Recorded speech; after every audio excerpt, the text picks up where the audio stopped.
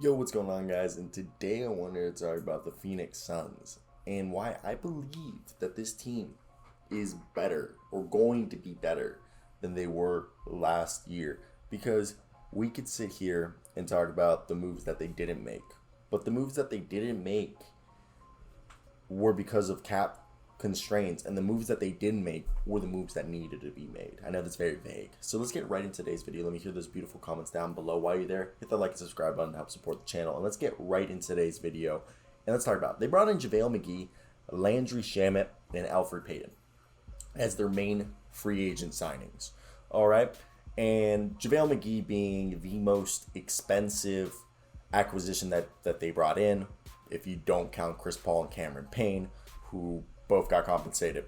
And Chris Paul actually was a team-friendly deal, only getting $30.8 million this year. So, and he's only guaranteed in the future 44.2, which yes, that's a lot of money, but in the cap salary world, that's not too bad.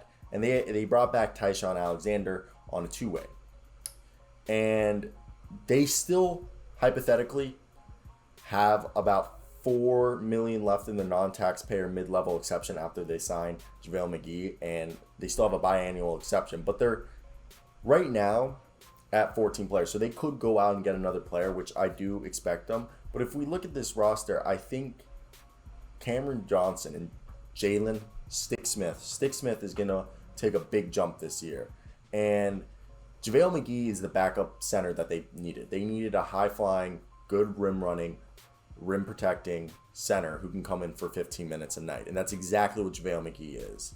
Obviously, the ideal player was Dwight Howard, but Dwight Howard, let's be honest, was most likely always going to go back to LA because it seemed like he really enjoyed it, and they messed up not bringing him back last year. So when I look at this, I think, hey, I like JaVale McGee backing up DeAndre Ayton. I love Chris Paul being backed up by Cameron Payne and Elfrid Payton. Elfrid Payton returning to the Suns, where he played a few years ago on a minimum deal. And they also have Frank Kaminsky as the other backup center. But now they have a small ball lineup they can run. Stick Smith can be the center for their small ball lineup with Cameron Johnson at the 4 or Mikal Bridges, and then Cameron Johnson at the 3. And then you go at the 2. Yes, they lost Dario Saric for the year, but I think they can overcome this. Also, in this small ball lineup, you could also put Jay Crowder at the 4, Cameron Johnson at the 3, and Mikal Bridges at the 2, and then have Chris Paul or Devin Booker at the 1. But I also think another is Chris Paul, Devin Booker. You go Mikal Bridges, Jay Crowder, Stick Smith. That'd be great. I really like that. Or if you want to go all out shooting, you go Stick Smith, Crowder, then Johnson. But Bridges had a great shooting year, but Jay Crowder still gives you defense. But you could also go Bridges and Johnson and take out Crowder there. But you also have Landry Shamet there also to run like guard, because we could also see a lineup where it's Chris Paul, maybe Chris Paul, Cameron Payne, and Devin Booker, or Chris Paul, Landry Shamet, Devin Booker, or Chris Paul, Landry Shamet, and Elfrid Payton, or not. I don't think they would put that Elfrid Payton, but Cameron Payne. Or you could see Elfrid Payton out there with the shooters, Cameron Johnson, Landry Shamet, Stick Smith, and then you put out there JaVale McGee, and that lineup can hold itself. And if Tyshawn Alexander gets called up, I just think the lineups are limitless that this team can do. And I think Devin Booker is only going to get better. Mikal Bridges is only going to get better. Cameron Johnson's only going to get better. Abdel Nader is only going to get better. Cameron Payne, I think he's kind of at his peak. I think he'll just get more efficient.